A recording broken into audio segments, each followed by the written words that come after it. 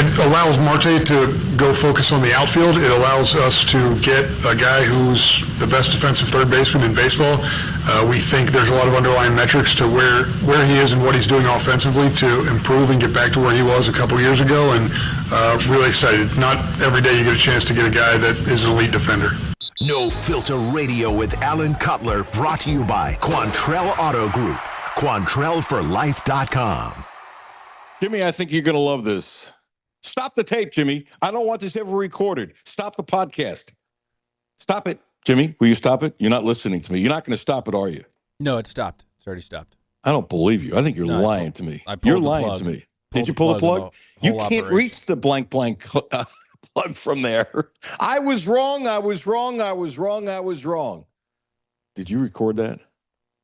Yeah, I think there's a backup recording that got it. You know, it didn't take me very long. In certain things, I really trust Jimmy. In certain things, no way. By the way, you can stick that in the open tomorrow. Wouldn't you like to do that? Yeah, I'll do it. Not even begrudgingly, right? No. Okay, I didn't think it was 20-1 that the Reds would make some big moves. I was wrong. I am pleasantly shocked. So let's analyze the trades. And I'm crazy. I can't go to sleep last night until kind of seeing that the trades were over. I'm in bed and I'm scrolling. I don't know if you do this, Jimmy, but Jeff Passan is the best. He either has it or retweets it tremendously. And I'm looking at midnight. There are trades happening. It's crazy.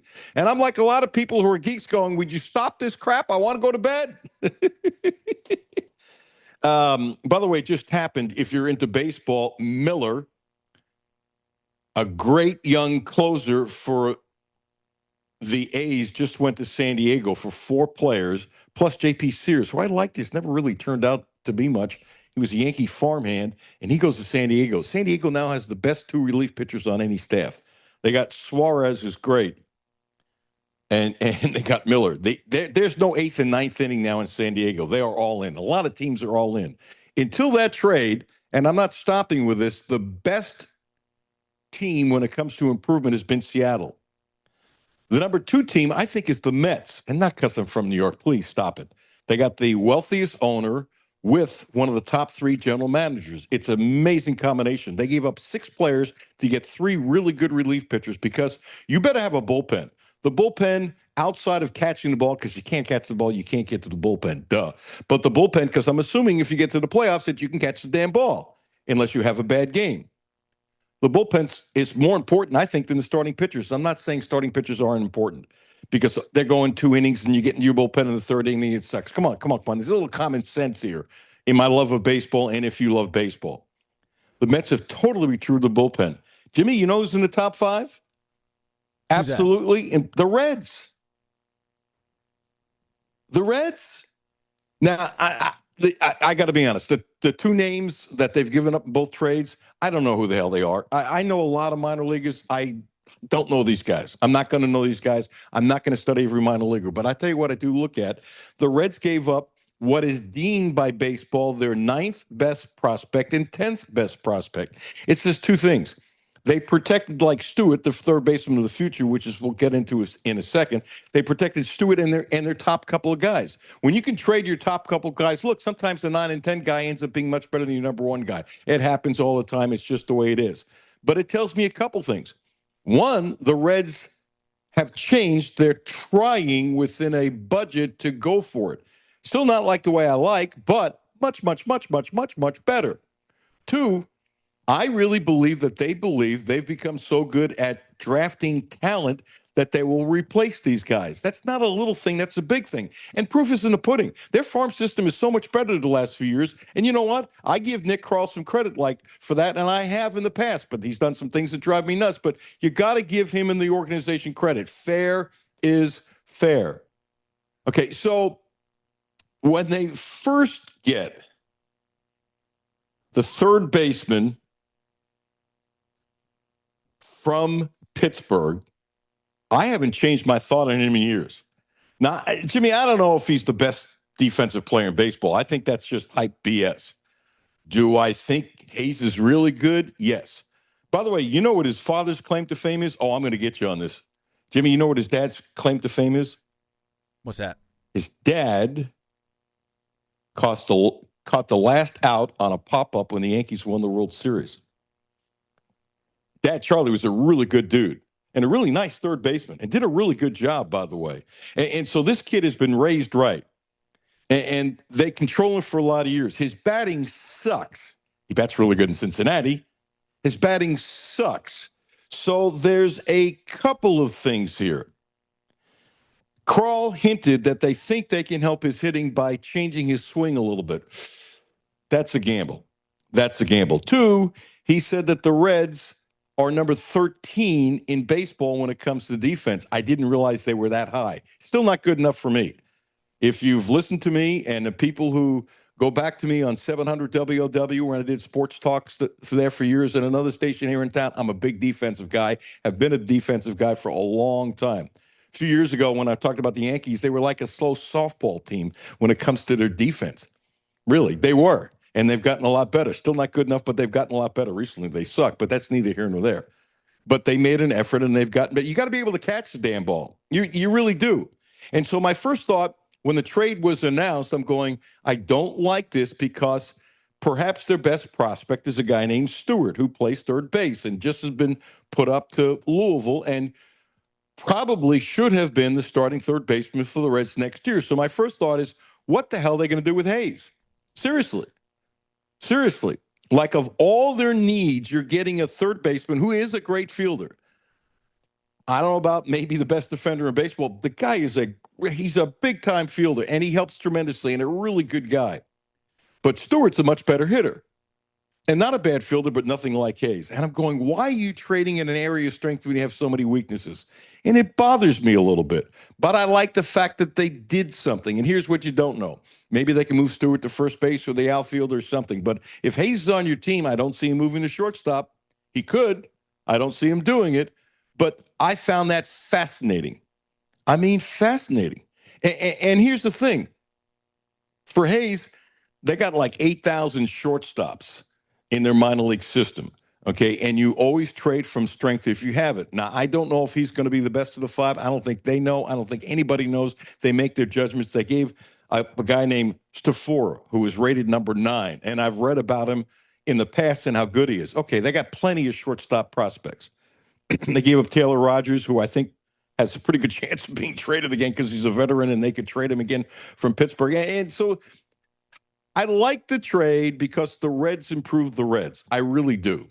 It's baffling that of every position they got Hayes, and he's controlled for like 4 years or something like that. But he's not cheap. Not expensive, but not cheap. I just found it interesting. I just like the fact the Reds do it. And then I was in bed looking at stuff, and they got Littrell, who's a very interesting pitcher. He gives up way too many home runs. And my first thought, Jimmy, I bet is yours when you saw that he gives up too many home runs. I think he's number 1 in the National League or something like that. Now you're going to a bandbox in Cincinnati. But he doesn't walk guys. He pitches a lot of innings. He's 8-8 for Tampa Bay. And my thought was, it might be the best move for the bullpen. Huh? Now, they haven't announced it, but Jimmy, I will bet you a soda pop. Why am I betting soda pops? I can't get out of that habit. I don't drink soda. That Martinez will go to the bullpen. And he can pitch multiple innings. And they are desperate for help, especially in the 7th inning. Ashcraft, to me, has been a huge disappointment. I thought he was going to be terrific in the bullpen. He is not. He's not dependable, all that kind of stuff. They really helped their bullpen with this move. Not a little, but a lot, by the way. A lot. I think Martinez will be an uptick to Taylor Rogers. I do. So the point is, they did something. Jimmy, I'm excited. And I see the logic. But they still stink on defense at shortstop. I'm sorry. I'm not backing down for it. I'm not trying to be mean, but, gets the Dodgers 2 nights ago. He boots a ground ball, and inning 2 later, he drops a relay throw when they had a chance to throw the guy out at home plate. Ellie is a terrible shortstop when it comes to making the average play. Stick him in center field. Let him get used to it. It's never going to happen. I get it, but I don't understand it. But they did get better defensively, and Benson had to play center field last night because Fraley being on maternity leave in Vegas, and he made some really good plays in the outfield. He's a really good number 4 guy to have. If he's one of your starters, I don't like him. So maybe they're moving people around. And here's the other thing before I get into Spencer Steer. To me, for the last 2 days, have I not gone crazy about how they've used Marte? Yes, you have. I mean, really crazy. You think Tito was listening to me? Maybe. They batted him 9th 2 days ago. And I gave you the numbers that he was on pace for about 520 at bats, for having like 28 home runs and over 100 RBIs. And why the hell are you batting him 9th? He's an awful infielder when it comes to fielding. I don't understand why he's that bad. He's just absolutely awful. Awful. You're batting him 9th. You're batting him 9th. You batting him 9th. And from something that Tito said, it was obvious that him playing third base was getting to his head a little bit. Okay, you want to get guys to relax. So he actually caught a ball in right field last night. They're sticking him in right field. Can he play right field? I don't know. But if he can't, DH him all the time. Not Stevenson.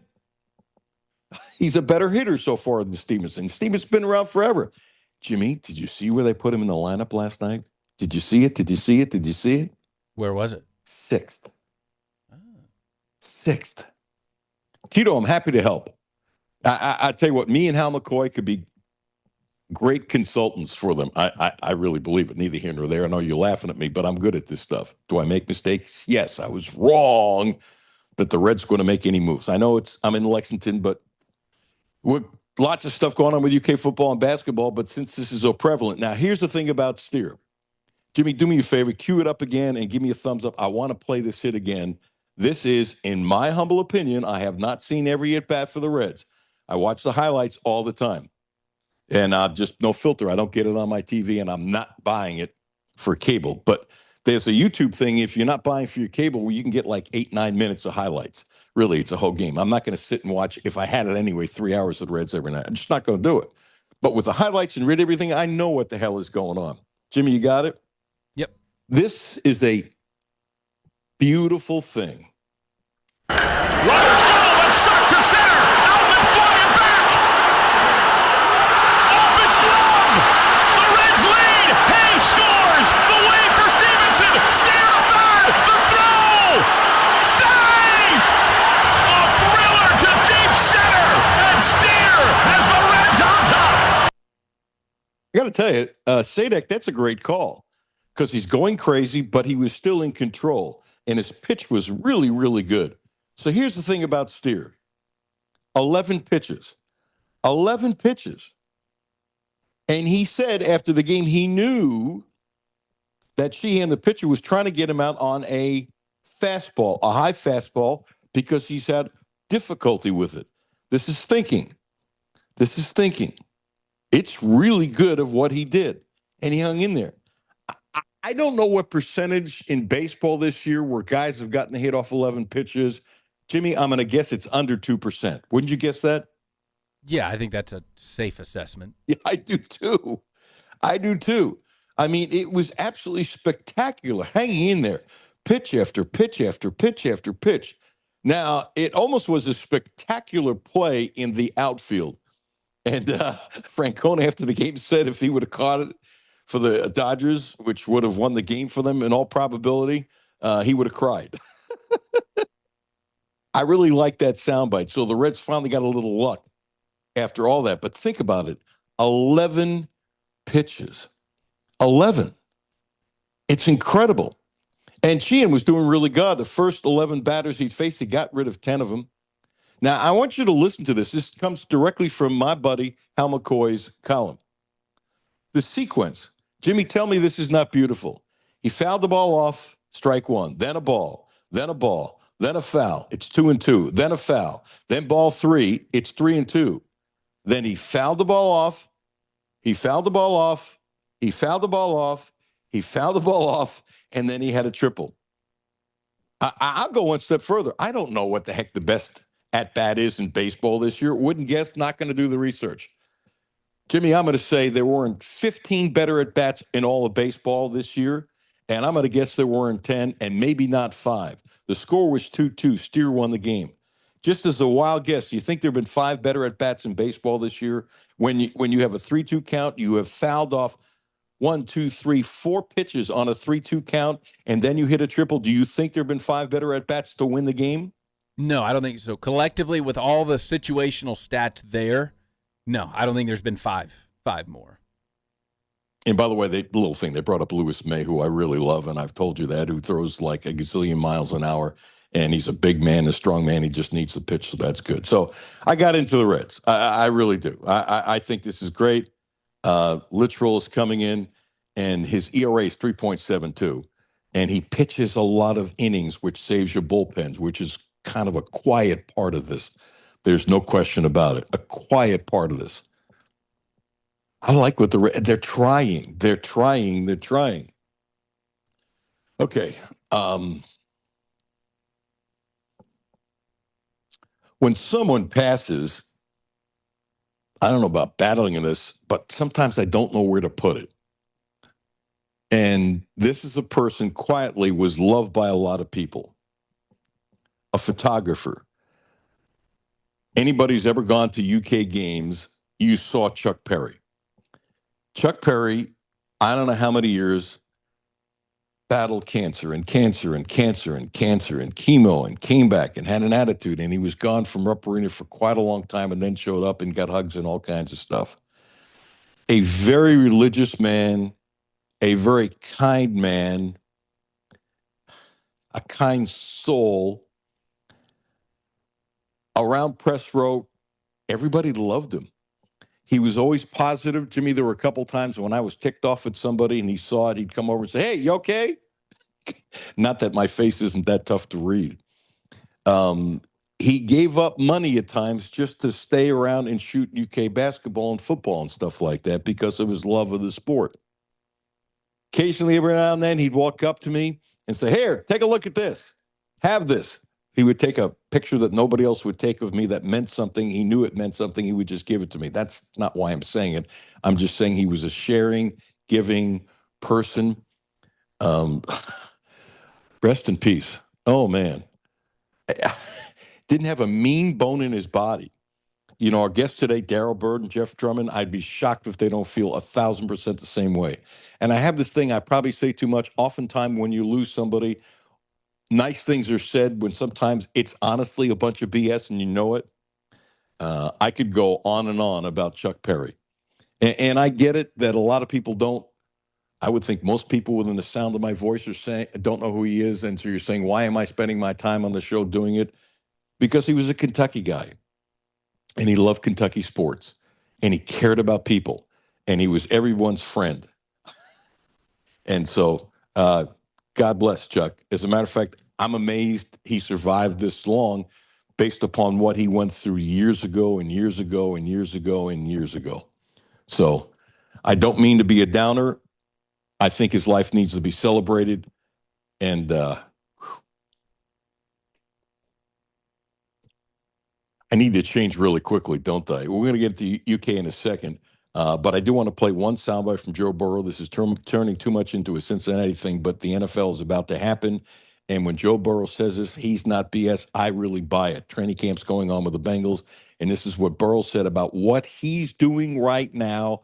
And to me, by the way, Joe Burrow's got a lot of old school in him. And, you know, you can say, well, he likes, wild clothing and stuff. His mother did a thing where he liked that as a child. Great. Big deal. Who cares? And he's a little flashy. I don't give a crap about that. I don't. But some people don't realize he's really old school. Comes from his mom and dad. His dad, as I think most of you know, was a defensive coordinator in college. He's really, really old school and fundamentals and cares about it the right way and is the first to help teammates out and is not afraid to fuss on his teammates too. So when he compliments, it's more important. And he says it's the deepest wide receiver room he's ever had. But here's something else. All the injuries he's been through and all that kind of stuff, and he makes $50 million a year plus, which I don't give a crap about. God bless, more power to him. But this is how he thinks he is doing throwing the ball today. Feel great. Body feels good.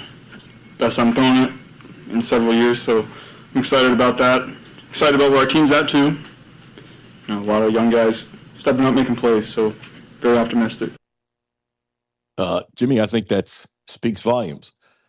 Gilbert Arenas. I don't know if you and Matthew touched on it, but as I recall, he played poker games on airplanes. Jimmy, I'm sure you know this, that there have been guys in the NBA who've been traded because of poker games on planes.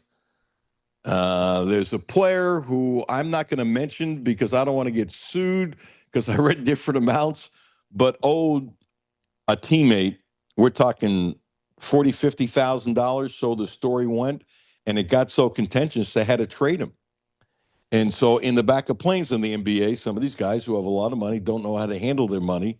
You know, it's one thing if Michael Jordan, it's not my business, but wants to bet $1,000 on a golf game and he's got all the money in the world. Well, $1,000 to Michael Jordan or $5,000 to Michael Jordan is $20 to me. You know, everything has a perspective, but there's a lot of people, as you know, go way too far. So as I recall, there's a lot of guys in the NBA play poker in the back. I'm not saying it's an epidemic. Guys have time. They have a lot of money. It's a thing to do. I know for a fact there are guys who end up playing poker games that's kind of pushed into it and they really don't want to, but it's a peer thing. I know that's absolutely factually true with, you know, the NFL and the NBA. Not a lot, but it's there. And I'd be like, dude, you want to like me? Don't like me. I'm not playing a damn poker game. You got to stand up for yourself. You really do. And some guys are weak when it comes to that. Anyway, he's been arrested. And a suspected Israeli crime figure also arrested. Apparently, they were playing poker games. This is all allegedly gambling high-stake poker games at his mansion. And then there was a report that he had ladies, you know, helping out and stuff, and he was taking his tips or something like that. I don't know. I've read a couple things that I don't know what's true or not true, but he was a great player. He's a hell of a shooter. Jimmy, I just don't get how some of these guys have really the world by their you-know-what because of the money they have and what they can do with their life, and they get in trouble like this, but that's just the way it's just always going to be. It's always going to be. It's not going to change. To the Hall of Fame. This is lovely. Absolutely lovely. I was so touched, really touched, when I saw that Doug Flynn got in the Hall of Fame, UK Athletics. Long overdue. Texted him last night. And I tell you, one of the things that the BBN show can do, it's part of their contract. They pay a lot of money for this. They get to make the announcements first. And what Mitch Barnhart does, and I don't blame him for that. Jimmy, you would do it, so would I. What Mitch does, he gets to call them all up and get that joy of the phone call of telling everybody who's in. And everybody's reaction was just absolutely beautiful. So Karl Anthony Towns goes in. The cat's great. He's great. Come on. 38-1 season, remember? Made the Final Four, SEC Freshman of the Year, second team All-American, number one pick in the draft. He's going to go in the NBA Hall of Fame. There's no question about it. No question about it. I'm not being negative here. Jimmy, I want you to judge me if you think I'm being negative. Cat belongs in the Hall of Fame. But Mitch Barnhart made it a point, watching BBN tonight on LEX 18, my old station, to say, look, this is for what you did here, which I thought was fine. Somebody tell me a cat belongs in the Hall. Anthony White, great football player, belongs in the UK Athletics Hall of Fame. He's not yet, but I can't argue with who they put in. See, there's this thing, and I used to chomp on Dick Vitale 1,000 years ago. I don't remember where I was doing sports talk, where he used to come on TV, and then he stopped. I think somebody told him to shut up. He used to come on TV, and he would rant and rave and blah, blah, blah, blah, blah, that this team got screwed in the NCAA when there's 64 teams, and they deserved to be in it, da, da, da, da, da, da, da, da, da, da.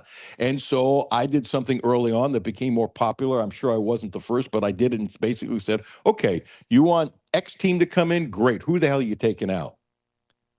And Dick wouldn't do that because he didn't want to tick off the team. Because if you then say, well, so-and-so should have been out and they should have been in, now that whole school doesn't like you, and he was always worried about his image. And Dick Vitale has done so much for college basketball. It's off the charts. If you think I'm down on what Vitale did, it's not. But sometimes I criticize anybody. I criticize myself. I just ripped myself today. It is what it is. It just is what it is. So Mitch Barnhart, the athletics director, makes this thing. Hey, Carl, you've been great in the NBA, but this is what you did here. How could you possibly tell me that Cat should get in? I could probably name 4 or 5. I'm going to name 2. Tyler Ulis. National Defensive Player of the Year, SEC Player of the Year. Was he 5'9"? I don't think so. In the last 40 years, have been very many people. Can you name 5 people with a better heart and spirit in playing Kentucky basketball? I don't think so. Me personally, I would put Ulis in before Cat. Me personally, I'd put Brandon Knight in before. The shots he hit in the NCAA tournament, you could make a case for Harrison. Andrew Harrison, the shots that he made. Again, Karl Anthony Towns belongs in the Hall of Fame. There's no question about it.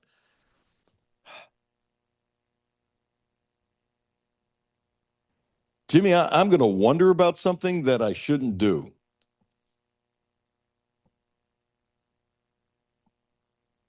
I wonder if Cat has donated more money to the school than, I don't know this. I'm not starting anything.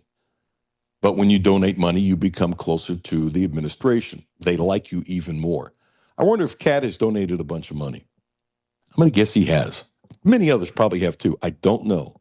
But I got to tell you, my second thought was, after watching Mitch last night on TV saying, hey, as great as we're in the NBA, this is what you did here. How could you possibly say Cat did more here than Tyler Ulis? I'm sorry. I'm sorry. I don't see it. Now, is this a judgment thing? Sure. Do I think most people would agree with me? Yeah, with Brandon Knight too, and there are some others. So, and here's the bad part. It looks like I'm dissing him, which I'm not. I mean, Cat was spectacular here. He really was, and got better in the NBA. And he's going to the NBA Hall of Fame. He's going to the NBA Hall of Fame and deserves to be in it. And I said that years ago. He's on his way to the NBA Hall of Fame. But putting him in when Mitch said doesn't have anything to do with what you did in the NBA and what you're doing in the NBA is great. How could you possibly think that? Now, Josh Hines, Allen getting in. Can't argue with that. By the way, Wesley, his son, I think he put it up, was it yesterday I saw? His son is cancer-free. I mean, that's just, it's the old line is, first of all, he's great. His wife is great. Forget about all the money he has and all that kind of stuff. All the money in the world, your kid has cancer. That doesn't mean anything, all the money in the world? I don't think so. And what Josh Hines Allen is going to do is a foundation to help other kids who have pediatric cancer and all that kind of stuff. And it's great. And I've said it many times. Josh Allen is on his way to the NFL Hall of Fame if he plays, Jimmy, I don't know, 3 more years, 4 more years. You're an NFL guy, something like that with the numbers he's doing now. In other words, if he retired before the season, do I think he'd get in the NFL Hall of Fame? I do not. But, Jimmy, do you agree with me? If he plays 4 or 5 more years like this, he's absolutely going to be in the NFL Hall of Fame? Yeah, I was trying to look at how many years. I forget how many years he's been in the league. So it's been since 2019. He's a 2-time Pro Bowler. I think five more years at, like, the top level where he's at now. I think, yeah, he's got a pretty good shot. Yeah, and I always have this number in my head. I wonder if 10. If he plays 10 years at the level he's been playing, he's going to be, wouldn't he be in the top 10 in sacks and stuff like that? Yeah. And I know we're late for a break, and I want to get to the guest, but I will never forget, he told me he wasn't 190, on tape, he was not 190 pounds when he came to college. And he was one of the guys also that put weights in his pocket to weigh more. And it was almost sad they had to play as a freshman on the defensive line because they were that light on players. He should not have been out there. And Jimmy, he didn't back down, but some of his workouts were ferocious. I saw some clips where at night he would go back after working out and he would be on the treadmill. And Jimmy, he wouldn't just be on the treadmill. He's sprinting. And I said this back then. If more football players would have worked out the way Josh did, they'd have made the NFL. He made himself into an NFL player. Absolutely made himself into an NFL player. So congratulations to everybody going to the hall. We'll talk perhaps more about him later. Was that being mean to Kat? No, it's just in those discussions or arguments one way or the other, it's hard to say it out loud without it sounding like you're tearing down one person to praise another, but you're not. It's like they both deserve to be in. So it's a hard thing to argue out loud, but I think everyone should understand where you're coming from and why you're coming from. It's not that one deserves it over the other. It's just one played here before. So if you're just going the math, doing it that way, I see your point. Yeah, and none of that, there's a lot of basketball players deserve to be in. I just think Anthony White, for example, jumping to football, has been overlooked. He's one of the great running backs in the history of Kentucky. And what gets overlooked, well, how many yards did he rush for? How many catches did he make? He was way ahead of his time. Smart, tough, made you miss, glue hands, was a better runner than people thought, really good blocker. He deserves to be in. AW, I'm with you, dude. I'm with you. Tell you who else I'm with. Quantrell, the Quantrell Auto Group, fast, friendly service. They're amazing. They're Subarus. They're Volvos. They're Cadillac. As people, they take care of you. They've taken care of us. In over 10 years, we've purchased 2 cars from them. Cadillac, the American symbol of elegant horsepower. Subaru, I think of I've had a couple friends, Jimmy, who've had over 200,000 miles on Subarus. I've known people that do that. Talk about dependability and having a car last. Incredible. My father-in-law had a Subaru. It was over 15 years. Oh, yeah. If I remember, it was over 15 years, and the thing still ran. Ran good, by the way. Ran really good. Volvo, Cadillac, Subaru, Quantrell.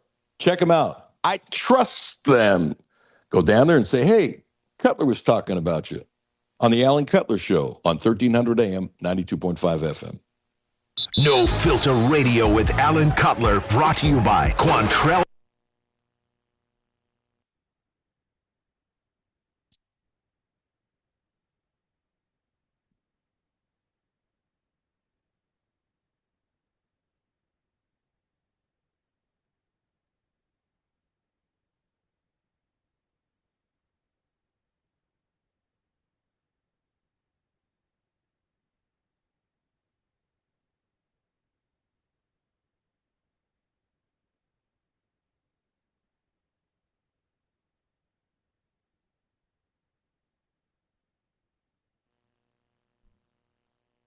Quantrell, you'll never be disappointed. Visit QuantrellCadillac.com today. Houchins Insurance Group is proud to partner with Auto Owners Insurance, a company that provides opportunity for independent agents to make insurance simple for their clients, offering risk management services that range from a renter's policy for your college student to home and auto coverage for your entire family. Houchins Insurance Group assures you that nobody works harder to keep you protected from life's uncertainties. Reach out to AJ Boss or Zach Bennett at 859-263-2771 to see if Auto Owners Insurance makes sense for you.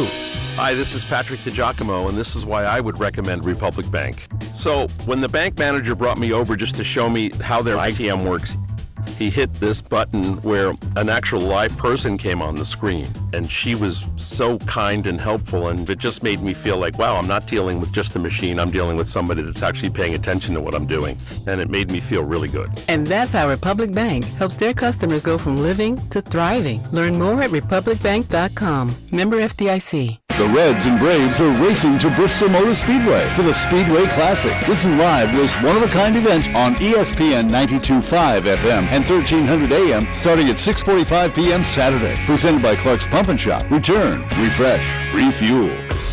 Back to No Filter Radio with Alan Cutler. Podcasts available Spotify and Google Monday through Friday.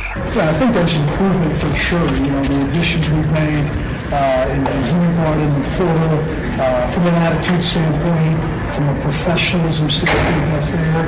I think like anything, you know, you take a couple players that aren't or were not in this league in previous years, the development in the weight room, the strength and conditioning, that's going to be critical for them, as critical as any football session we may have. So I think they're doing a good job. It's a good professional group that cares about their craft. That was Bush Hamden in spring. in spring. We'll fast forward to what happened this week with the one, the only Daryl Bird. Dude, how are you?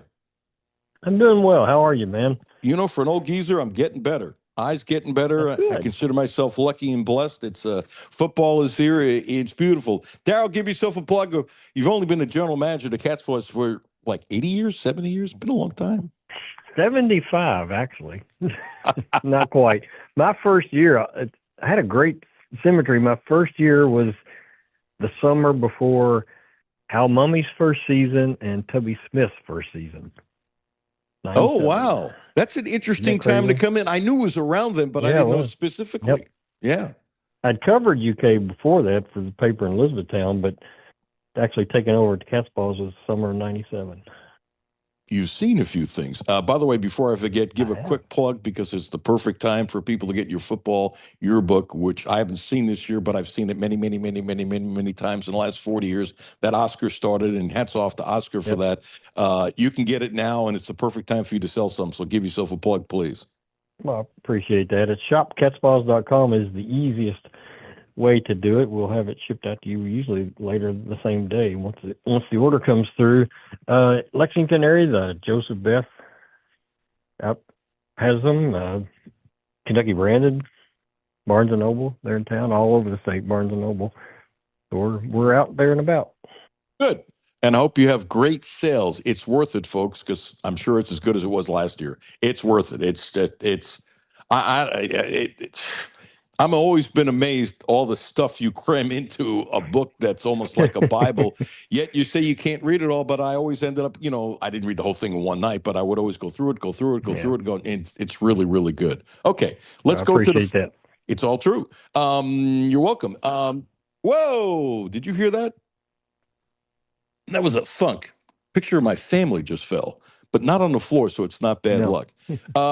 Okay, Hamden. That comment was spring, and this was the other day. The offensive line is going to remind us of the great offensive lines we've had here, he told Tom Leach at the UK football luncheon. Were you surprised? One. Two, as close to the vest as Stoops is, do you think he liked it? Three, we'll never find out. You think he said something to Bush, or he's making over $1 million a year, and you got to let coaches do what they do. And four, the team had to love it. They had to love it because they've taken so much crap. And I wonder if he's just tired of the crap and thinks that these guys are going to be good, so he's sticking up for him. With all that, what does Daryl Bird think? Boy, I have to remember all those questions you just asked me. I seriously doubt if Mark said anything to him about it. I know it was talking to Mark for the yearbook, in fact, huge point of emphasis that they know better than anyone that the offensive line was in a mess last year for a variety of reasons. And actually, you can trace it back. I mean, Mark would never say it, but you can trace it back to started stumbling when John Schlarman unfortunately became ill and wasn't able to recruit like he had, and they were piecing it together, and they certainly weren't going to replace him, my goodness. But it took a hit there, and it's taken a while to get it back, and huge point of emphasis this year, and they went out and got very, very large gentlemen that they like. They like the talent and they like the depth, which is always huge. I'm glad you put it that way about Schlarman, and I'm saying it because I've said the same thing, so great minds think alike. Yeah.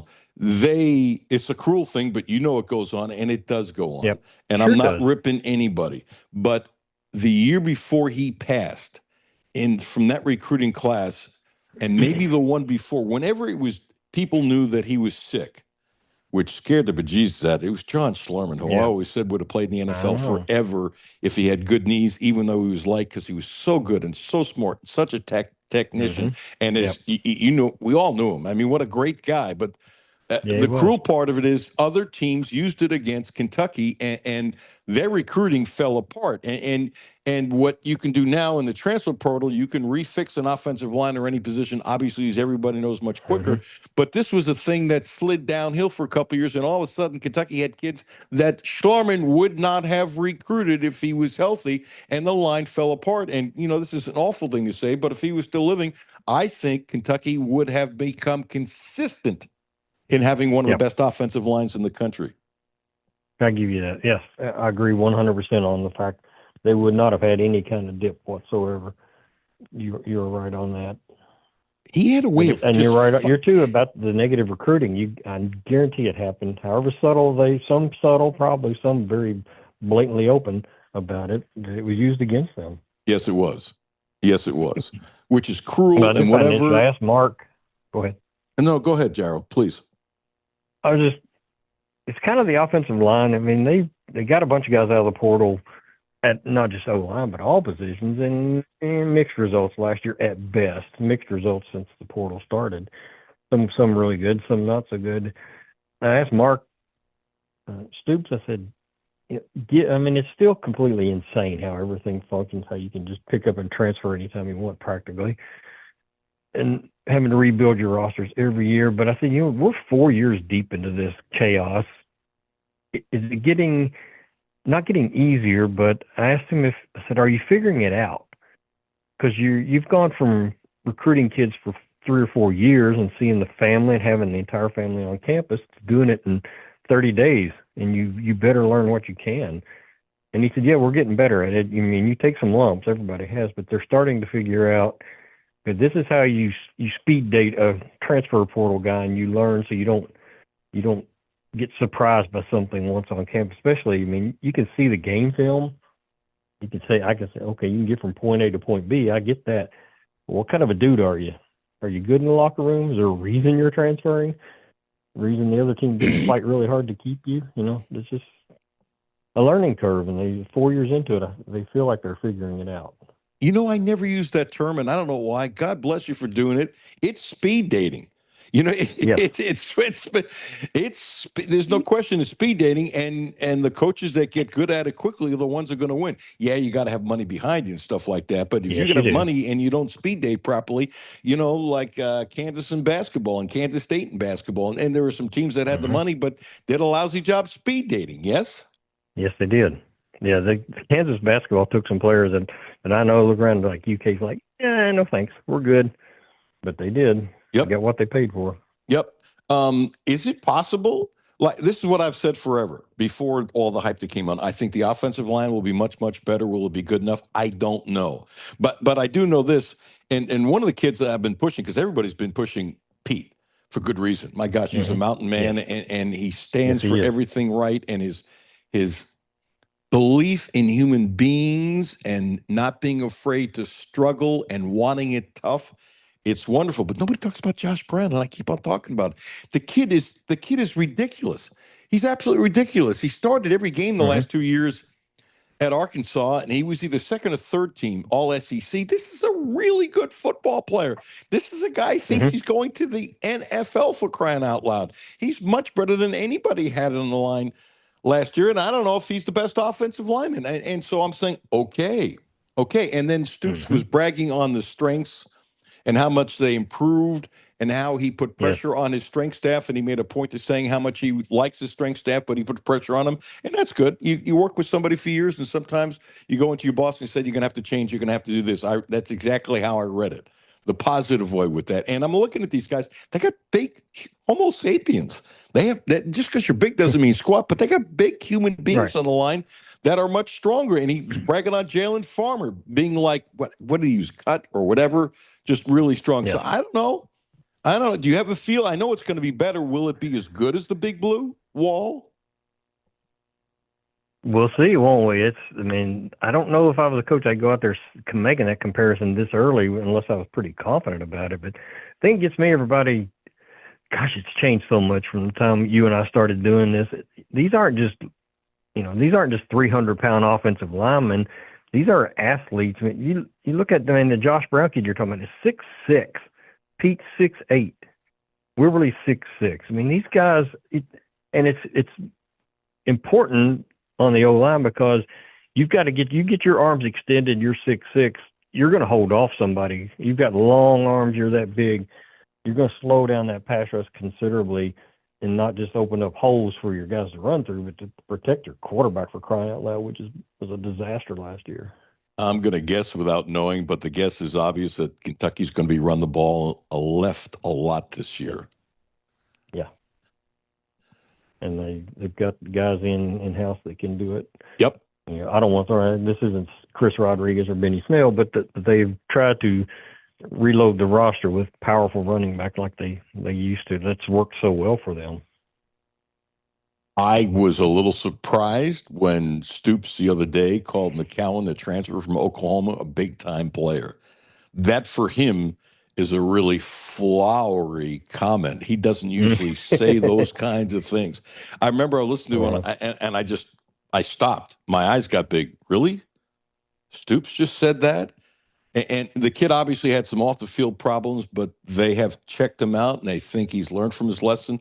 And you know what? The kid screwed up, and if he's learned from his lesson, hey, more power to him. I'm all for giving people second chances. I'm a little short for a third chance, honestly. Yeah. But does this kid deserve a second chance? And they've checked him out. Am I going to trust that? And they could have done everything right and still turns out wrong. But I trust their judgment with that. I really do. Maybe that's silly, but they also have their they have their fannies on the line. Yeah. Oh, absolutely. And no one ever questioned Nick Saban. He did that a lot. He gave a lot of second chances because he knew. I've had long conversations with coaches before and who've had to give these second chances and taken a lot of heat. And they're like, I understand, but you're talking about a young man's life here. And if your second chance puts him on a road to where he is a good adult, he is a good husband, a good father, then yeah, I'll give that second chance every day of the week.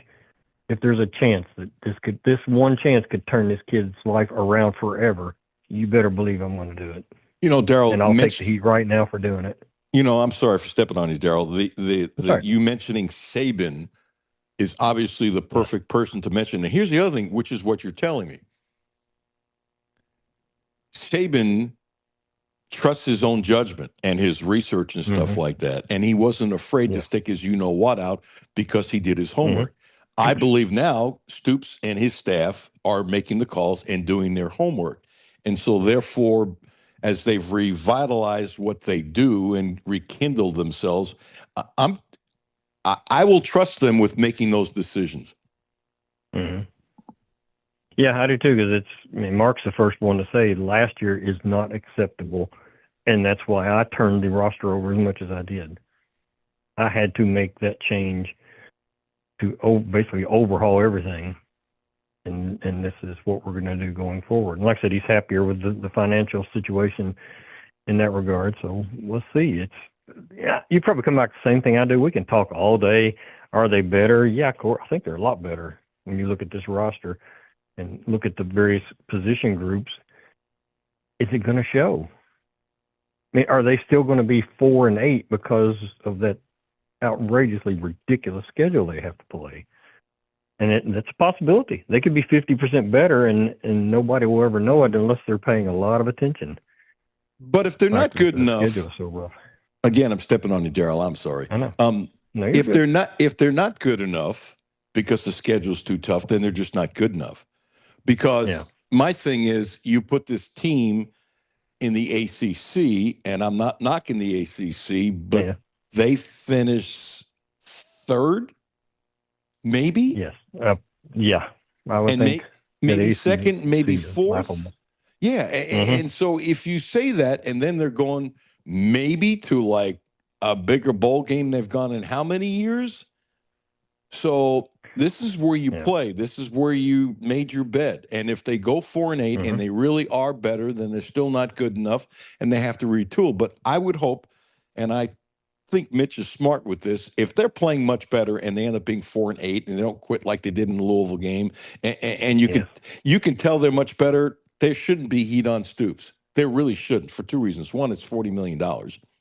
But that's one. And the other thing, too, is if you can tell there's improvement, well, you can do another year and maybe you can improve even more. Yeah. Now, what it's going to come down to, Mitch will only pay attention to those he needs to pay attention to. It's going to be the national people. It's going to be some of the fans. There's fans out there right now who want to change before the season's even started. They're just done with it. And, everybody gets their opinion. But Mitch loves football. He will know if that team is legit or not, regardless of the record, and he won't be pushed into making any kind of of a change he doesn't want to make. Something I've always admired about him. Yeah, he can be stubborn, and sometimes his stubbornness is really good, and sometimes it's not, and that's okay. That's true of anybody else, but he's more in the limelight. If fans had their way, he would have fired Rich Brooks 2 years in. Yes, that's a really good point. And he would have fired the baseball coach. Yes, he would have. And yet he stuck with a basketball coach, gave a long extension to, and she didn't deserve it, and she fanned out. So, and Kyra, I like Kyra, but she did a bad job here. It just is what it is. I'm not trying to rip her. So sometimes with patience it works well, and sometimes with patience it does not. But you know what? In today's society, I would rather caution the patience if you think the person is doing a good job. What I just don't like at times when he extends people that he doesn't need to extend. Elsie didn't need a contract that long. Stoops didn't need a contract that long. Cal didn't need a contract that long. I don't buy it. You can't be afraid of people leaving. You can't. That's not a way to run any kind of business. Oh my gosh, if we don't give an extra 3 years, maybe they'll leave. After Stoops won 2 out of 3 seasons, 10 games, and let's say, Iowa coach retires and he goes to Iowa, we're making up a thing here. And if that's why he left, I'd say, Mark, thank you so much for what you did. This is when he was hot now. Now everybody looks at thank you so much for what you did. But you know what? This would have been a much more attractive job in the open market after what Stoops did. You would say, Mark, I want you to stay. 2 out of 3, it's great, but why am I extending you another fee? He didn't need to. And that's an area where I think it's a huge weakness for him. I think when he likes somebody, he turns weak at times. Is that an unfair criticism? And I think it's just a trend. I mean, Mitch isn't alone. Everybody's going out throwing these outrageous extensions at people. No, I don't think any AD has the cojones to say, this is what I'm paying you. You want to leave? Fine. I'll find the next one and we'll start over. Well, there's so much money at risk nowadays. Okay, I'm with you on that, except there's a difference if you have 4 years left on your contract and you're extending somebody versus if you have 2 years and whatever. And I'm agreeing with part of it. I don't have any problem with Stoops making the money he makes because that's what the going rate is in the SEC. I get it. You get it. Honestly, that's just what he's not coaching with all due respect to Eastern Kentucky or Georgetown or something. I get that. That part doesn't bother me. But at a certain point when you have that many years on your contract, to me, I think all these ADs make mistakes. Just because another person doesn't mean you should do it. No. Yeah, you're right. I agree with you, which is rare. Oh my gosh. And I stepped on that. Jimmy, can you take my voice out and have Darrell Bird say in the Open tomorrow? I agree with you, which is rare. You know what? He probably can't because I stepped on it. I opened the show by talking about how wrong I was about the Reds. Hey, if I'm no filter, I got to be honest with myself. I never thought that. I said I was wrong, and I asked Jimmy, please don't tape it, which of course he was. He wouldn't stop the tape, and we're going to stick in the Open tomorrow. I was screaming I was wrong. I never in my wildest dreams thought the Reds would make the moves they did yesterday. Never, ever. You had good reason to make those statements. Yeah, but I still was wrong. You have zero track record of doing anything about it. So I'd say most everybody else was in the same boat with you. I agree with it, but when I'm right, they just may not admit they were wrong. Yeah, but I'm right about a lot of baseball stuff, and I like to say I'm right. I can be pompous with that because I really know my baseball. So if you're wrong, you have to say you're wrong. You can't chomp on somebody else if you don't chomp on yourself. I think there's a fairness issue. That's interesting because Mark Stoops has basically done that throughout the whole preseason. Last year was a mess. That's on me. I put together the wrong roster. I flipped this roster completely, and I like what I've got now. And, one of the reasons why I think he's been able to flip the roster, credit to him, also credit to all the evaluations going on by the assistant coaches. Yeah. I really think that has more to do with it. I'm going to hodgepodge one more thing at you. I don't mean to end on a down note, but I felt bad and was upset when Ramel Bradley got in trouble the other day. Just because I really like Ramel. I know he's from Brooklyn. I'm from Brooklyn. He's got the Brooklyn accent still to this day, and he's one of the few people that call me Cutler. Look, you're innocent until proven guilty. We all know that. Something is there. Maybe he gets off totally because, it's not like he's got a horrendous record or something like that. But Would you be concerned that it'd be difficult for him to be successful in Kentucky now after getting arrested? It depends on how it shakes out.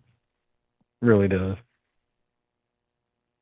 And by the way, without going into the There's whole thing, charged with trespassing, resisting arrest, physical altercation Yeah. with security officer on a moped, not having a license, marijuana possession, I'm sure whatever they could think of, and without a valid operating license.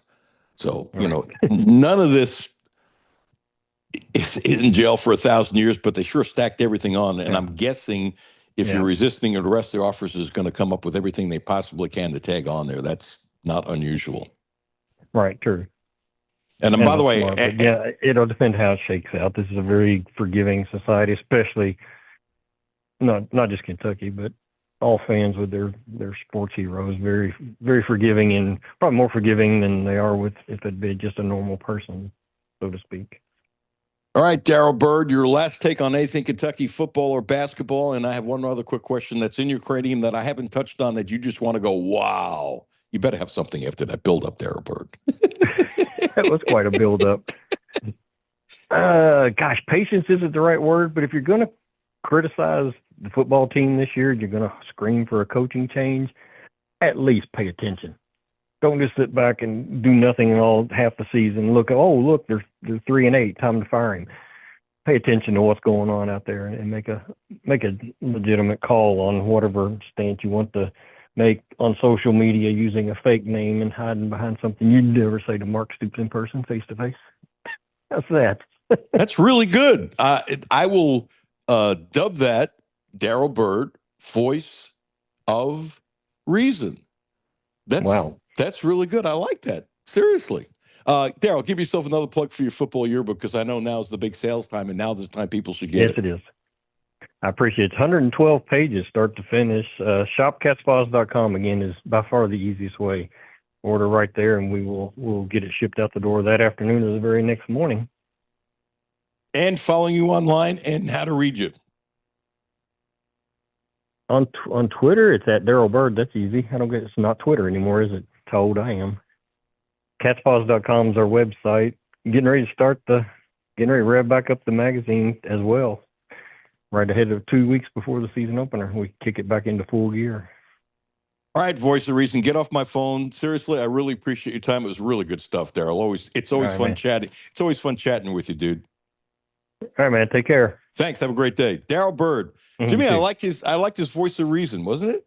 Like you want to scream, at least follow this stuff. Have an idea what you're doing instead of say, well, they're 2-5. No, but maybe they played better than the 2-5 record indicates. And if they're 2-5 and they're playing like crap and they're losing 40-6 and 46 and 46 and that kind of stuff, well, that will tell a different story. Pay attention. I think that's a very fair comment. Yeah, sometimes you need that voice of reason. And so much with, obviously, sports, it's the eye test. If you're a fan and you watch the games, just because your record is one thing, it doesn't mean anything. If they're passing the eye test or not, when you're watching the game, can you tell are things clicking? Are they literally just a couple plays away, a whistle here, a whistle there? That's a real thing. It's a real thing. Thank you, Darryl Bird. Jeff Drummond coming up next. They know each other really, really well. Don't forget about my friends at Blue Lotus Health. Ramon Carriega, 859-533-0914. 859-533-0914. Now also providing a licensed massage therapist. Ramon has helped me. Acupuncture. Check them out. Your health is more important than your bank account. That's how I look at it. And he's wonderful when it comes to that. Jeff Drummond coming up next. We'll talk a little Reds with Jeff, too. He's a big Reds guy. It was interesting with the trades and stuff like that. I think Jeff loves talking Reds. He might want to talk more Reds more than Kentucky. I think it's kind of close. Alan Cutler, you can listen live. Where are we on YouTube now? ESPN Sports Radio, 1300 AM. I don't plug that enough. It's only been a week or so. Do we have 12 people who have subscribed? Please subscribe if you're watching. Please, please, please. I would appreciate it. And also anywhere in the world, an ESPN Sports Lexington app live, or the podcast will be up later. Thank you for tuning in, and thank you for all the people who have told me not only are they listening, but they are telling friends. Harrison Bader looks like going to the Phillies. Man, the Phillies have done a good job. They really have just improved their defense. Ooh. and they got one of the best closers in baseball. Woo! I just love these baseball trades. It's me. Just loving it. It's interesting how certain teams just get this stuff done. And you know what? Hats off to the Reds so far. Hope they make another move. Hope they make another move. But really, by getting literal, they actually help their bullpen because they have announced it, but Martinez has to be going in the bullpen. If they don't, I'm going to scream, you know what? You know where. Because they need to help the bullpen, and that's a great way to help your bullpen with a guy who can give you multiple innings. Anyway, Jeff Drummond coming up next. Having fun with you. Thank you so much for listening. Alan Cutler, 1300 AM, 92.5 FM. No Filter Radio with Alan Cutler, brought to you by Quantrell Auto Group. QuantrellForLife.com. Hi, this is Alan Cutler. Have a no-filter comment? Hit the text line, 859-381-1313. 859-381-1313. The Reds and Braves are racing to Bristol Motor Speedway for the Speedway Classic. Listen live to this one-of-a-kind event on ESPN 92.5 FM and 1300 AM starting at 6:45 p.m. Saturday. Presented by Clark's Pump and Shop. Return, refresh, refuel. Hi, this is Alan Cutler. Remember, your next Volvo is right down the road at Quantrell Volvo. With every Volvo model, legendary safety meets exceptional design. Luxury can only take you so far unless you're in a Volvo. So, as vacations and staycations call this summer, you know your experience will be fast and friendly with no gimmicks at Quantrell. That's a family-owned difference. From new and used Volvos to expert service. For 60 years, for everything Volvo, it's got to be Quantrell Volvo. Visit QuantrellVolvo.com, QuantrellVolvo.com. Houchins Insurance Group is proud to partner with Auto Owners Insurance, a company that provides opportunity for independent agents to make insurance simple for their clients, offering risk management services that range from a renter's policy for your college student to home and auto coverage for your entire family. Houchins Insurance Group assures you that nobody works harder to keep you protected from life's uncertainties. Reach out to AJ Boss or Zach Bennett at 859-263-2771 to see if Auto Owners Insurance makes sense for you. Hi, this is Patrick DiGiacomo, and this is why I would recommend Republic Bank. So, when the bank manager brought me over just to show me how their ITM works, he hit this button where an actual live person came on the screen, and she was so kind and helpful, and it just made me feel like, wow, I'm not dealing with just a machine, I'm dealing with somebody that's actually paying attention to what I'm doing, and it made me feel really good. And that's how Republic Bank helps their customers go from living to thriving. Learn more at republicbank.com. Member FDIC. W223CV Lexington. ESPN Sports Radio 1392.5. WLXG Lexington. And LM Communications Broadcasting Station. The only no-filter sports show in Kentucky. It's the Alan Cutler Show with award-winning TV sportscaster Alan Cutler. Welcome back. Alan Cutler, 1300 AM, 92.5 FM. Jimmy, would you cue up Mr. Steers at his big base hit last night that I want to ask Jeff Drummond, who's a big baseball guy, goes to a bunch of Reds game, has a great love of baseball, what he thinks. Jimmy, give me a thumbs up when you have it. Boom! Here's Steers' big hit. Runners go, and shot to center. Outman flying back. Off his glove. The Reds lead. Hayes scores. The wave for Stevenson. Steer to third. The throw. Save. A thriller to deep center. And Steer has the Reds on top. What a hit. Place is packed. Reds hadn't been swept all year. Only team in baseball, which is amazing in itself. It's 2-2. And on the 11th pitch, Steer wins the game. It almost was an unbelievable catch by the center fielder, which Tito said after the game he would have cried if the guy made the catch, which I thought was a really good line. And, this comes from Hal McCoy's column. I'm going to give the sequence, and I want Jeff to respond. Foul ball. Ball one. Ball two. Foul ball. Foul ball, ball 3, 3-2. Then with a 3-2 count, foul ball, foul ball, foul ball, foul ball, triple. I don't know what the heck is the best at bat in baseball this year, but under the circumstance, that might be the best at bat in baseball this year. First of all, who gets a hit on 11 pitches? There's very few at bats that are 11 pitches, and then on a 2-2 game to have a triple to win the game on that. If somebody has a better hit this year, and there might be. I'm not going to say it's not the best hit in baseball this year, but it might be the best at bat in baseball this year. With that, part of the Richmond Mafia. It's amazing how many people in the media from Richmond. What the hell is in the blood there? Jeff Drummond. Hello, Jeff. What do you say, Alan? How are you, dude? I'm hanging with them. The Reds had me ready to jump out of the boat last night. If Outman made that catch, I was with Tito. I was like, that's just a sign from the baseball gods that it's not going to happen. It just wasn't big. By the way, plug yourself, what you do, how to read you, and all that kind of stuff, so I don't forget. Well, we're now part of the On3 network at Cats Illustrated. And you can find all my work. The easiest way is through social media these days, and all my accounts are at JDrumUK.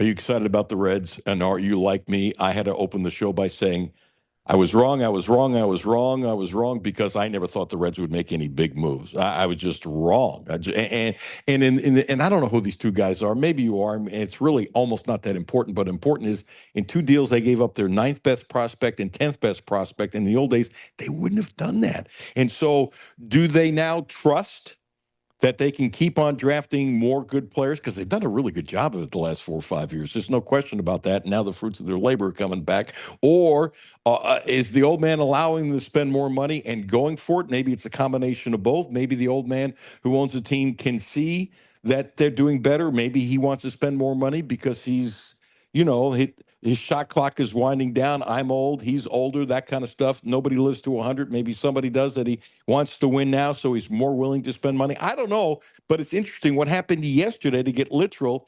And Hayes, that's, there's reason to like and not like the Hayes thing. We'll get into that in a second, but this is a huge change with the Reds. Do you agree? Yeah, well, I can't go there. I can't go huge yet because they've still got work to do. And they've got to deliver. They've got to find another bat today, or these other moves will have been in vain. You can make a strong argument in my book that if you don't find another right-handed power bat, and I know that's not the easiest thing to come by, to add to this mix today, then you should have maybe been sellers instead of buyers. Wow. Now, that's not to say I don't like what they did. Because they are showing an effort. And I think there have been times in the past, we've seen this before, where the Reds come out after the deadline and say, well, we tried. We just couldn't get anything done. The asking price was too much. So that's been the running joke amongst me and a circle of friends that follow the Reds, is they're going to come out and say, we tried again. But they showed with these first 2 editions that they have that they are trying to make some smart moves. Now, I think the addition of Littell may be the best thing they've done so far because it opens up some possibilities to shift guys into your bullpen. And maybe you don't have to give up assets for bullpen help now. Nick Martinez is going to go to the bullpen. I haven't said it, but it's obvious. And Ashcraft has been terrible compared to what I thought he would be, so I was wrong about that too. And he can pitch multiple innings. And if he's your 7th inning guy, or 7th and 8th inning guy in nights when guys are tired, and if you had to stick him in the ninth, that improves the bullpen tremendously. Let me throw a question at you. I don't know. One more though to think of. I think Chase Burns moves back there. You do for the rest of the way. Yeah, they're talking about him. He's on some kind of pitch count. Yes, he is. Inning count. Yes. So quit having him start games.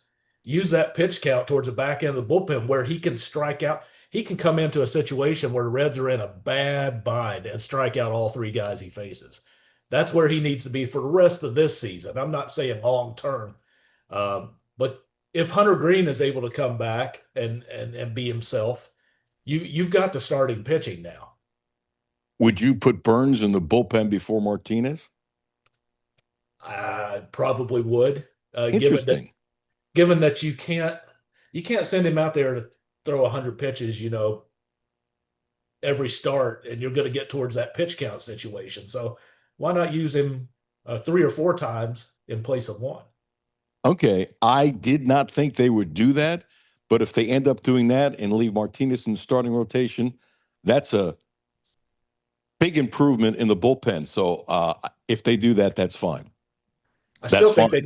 they need another left-hander down there. I don't know what the options are there, but if I was sitting here today and saying what could they do today that would really grab my attention and make me feel like they've got a chance, is the right-handed power bat, third base or outfield.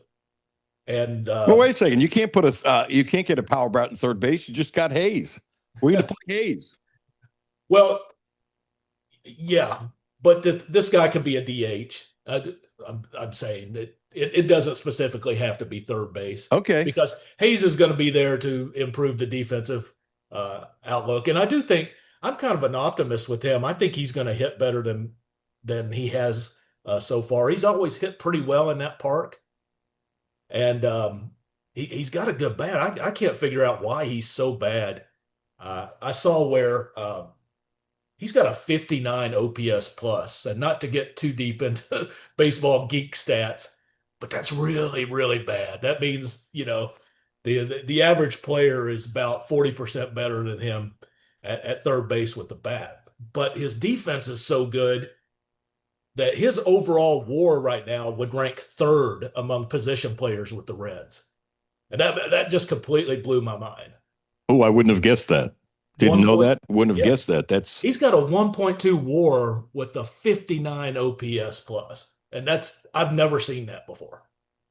Interesting. So the geeks out there, there's really good and really bad, and the combination is better than I think a lot of people think, and that's really cool. I guess my thing, we're getting too technical. They have Stewart, maybe their best prospect now in AAA, who's the third baseman of the future. So when they made the trade, I'm going, this doesn't make any sense. Of all the things they need, you got Stewart, who next year should be the third baseman. What the hell are you going to do with Hayes? Yeah, that's a good question. But I guess they have seen that with a lot of these guys who come up through the Reds pipeline, it doesn't always translate when they make that next step to the major league level. So I'm kind of wondering how high they might actually be on Stewart. I think they're really high, but you're right. A lot of these can't miss prospects end up being can't. Well, we saw what Christian Encarnacion Strand would mash minor league pitching, just absolutely destroy it, and it never really set in for him here. He has no discipline when it comes to chasing pitches. If that changes, he might be wonderful, and I thought he'd be better now. I absolutely thought he would be better than he is now. Let me throw one more baseball thing, and we'll go on to UK. So I went crazy the past 2 days about how they're using Marte. 2 days ago, they're batting him ninth, and I did the numbers. It's pretty simple. With 520 bats as of 2 days ago, he was on pace for 28 home runs and over 100 RBIs.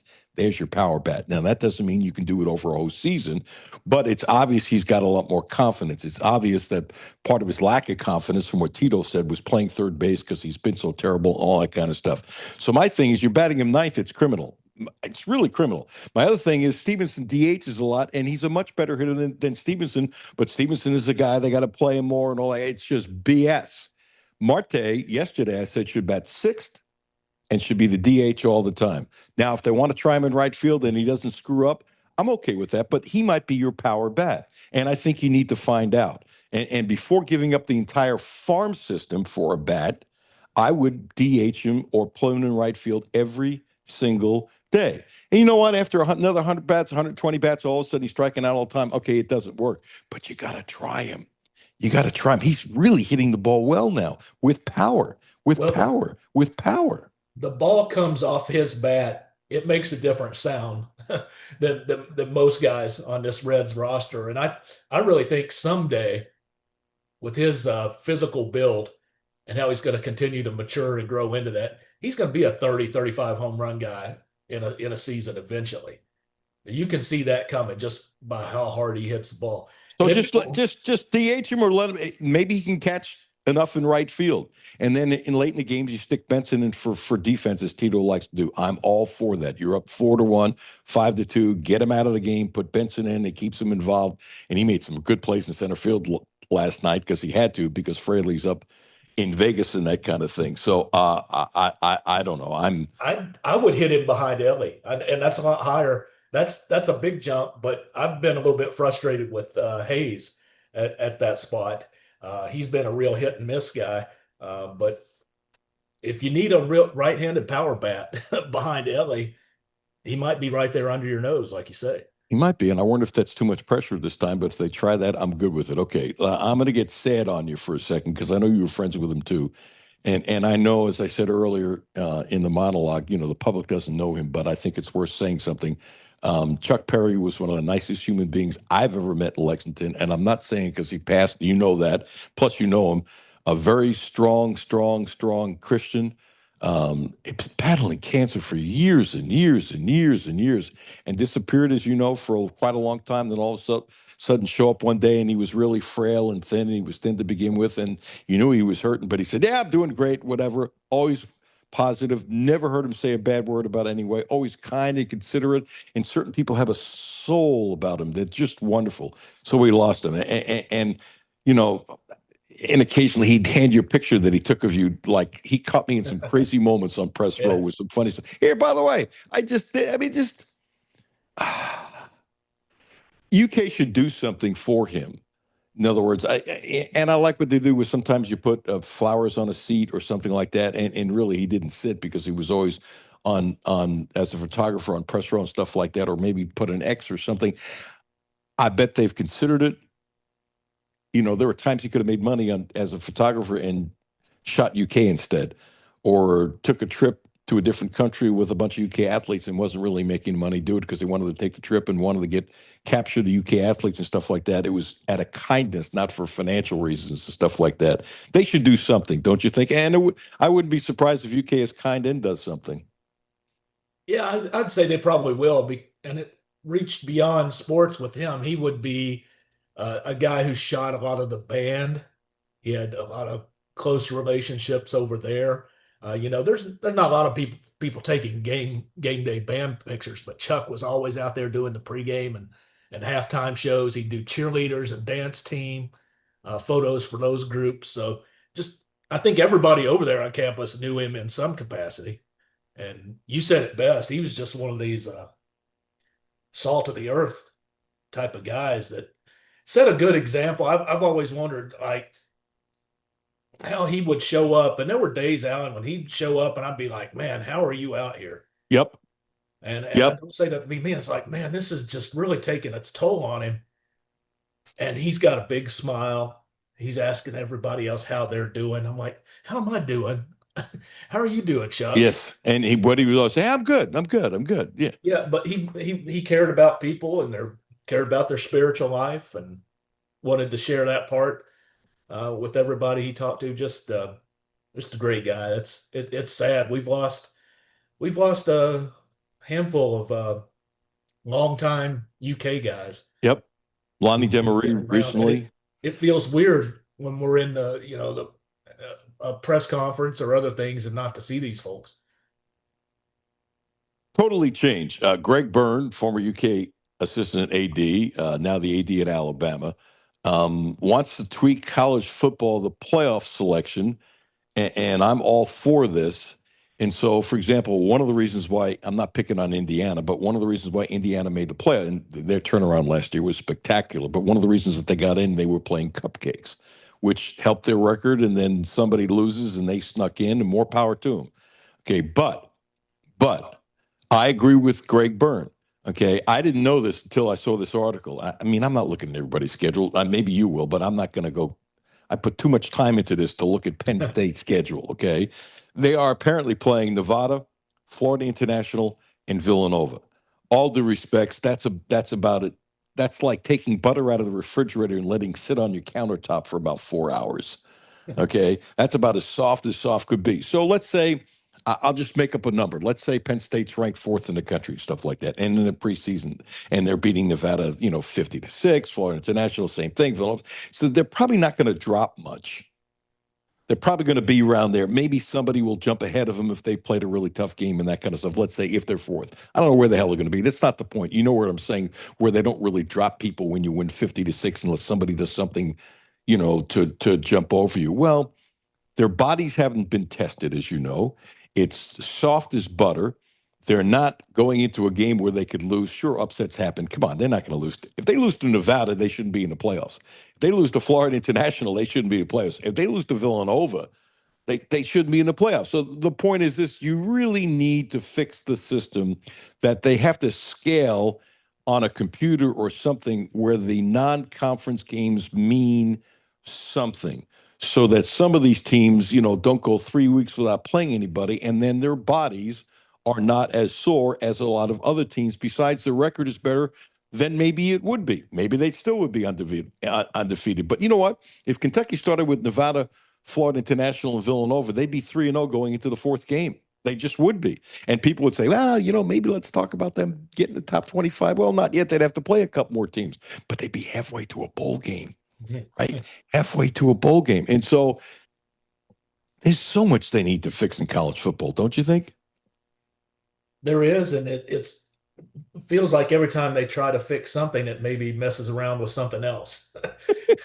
It throws the whole thing off. I don't know if there are any solutions. I think it's all heading towards eventually what, of all people, John Calipari told us about 12, 13 years ago. You're going to have 2, 3, or 4, and it's looking more like 2 now, super conferences.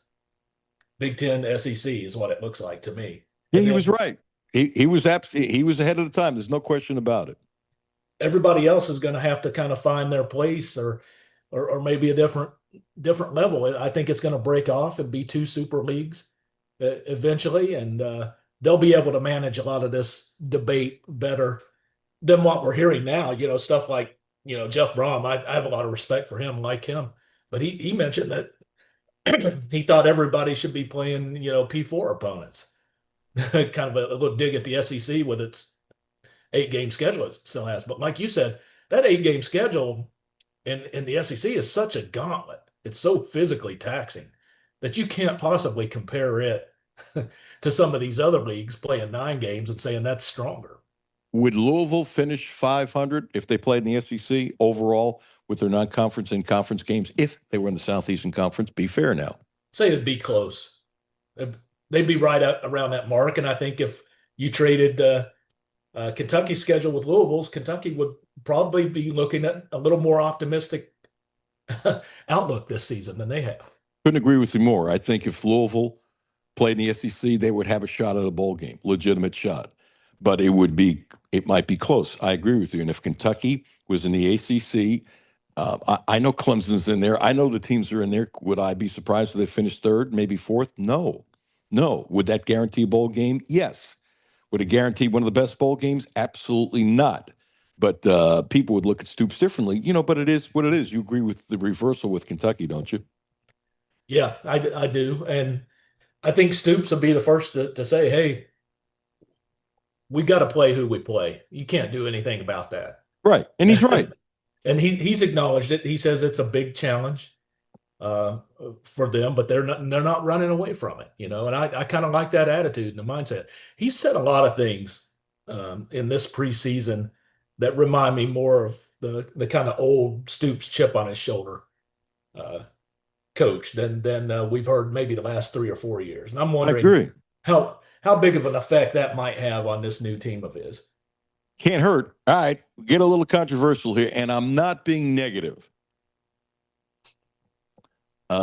Mitch, as you know, they do it on the BBN show, which is across the state.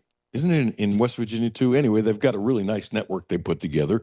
And so they buy the rights to break a lot of stories. That's not being negative. It's just the way it is. And he gets to, and if I was the AD, I'd do the same thing, call all the people that are going into the Hall of Fame with the joy and I can't believe it and all that kind of stuff. It's a beautiful thing. Who was it who just happened to have a Kentucky shirt on? I wonder if they had a hint or something like that. Or maybe they put on a Kentucky shirt just because they knew Mitch was calling. That was probably it. But anyway, look, Mitch Barnhart, I watched it, made a point of saying to Karl Anthony Towns, who was, everybody's joyful and grateful to get in and all that kind of stuff. And I believe it's absolutely 1,000% legitimate. And he said, look, as great as you are in the NBA, and I think Cat is going into the NBA Hall of Fame one of these days. I've said that for years. As great as you are in the NBA, this is what you did at Kentucky. Here's my point. Towns deserves to be in the UK Athletics Hall of Fame. Before Tyler Eulis? Before Brandon Knight? No. Let me repeat. No, so it sounds like I'm dissing Cat. First guy picked in the draft, SEC Freshman of the Year. Huge key in leading Kentucky to the 38-1. I mean, what a great guy, too. Okay? But Let me throw another one at you. yeah, please. Terrence Jones, maybe. You know, and I thought of Terrence, and I'm not sure, but I think that's a good point. I can't argue with that. How about Aaron Harrison with the shots he made in NCAA play? Yeah. Seriously, that in itself with the body of work. With Ulis, I can at least see the argument. Maybe they're working in more of a chronological order, and he could be just around the corner.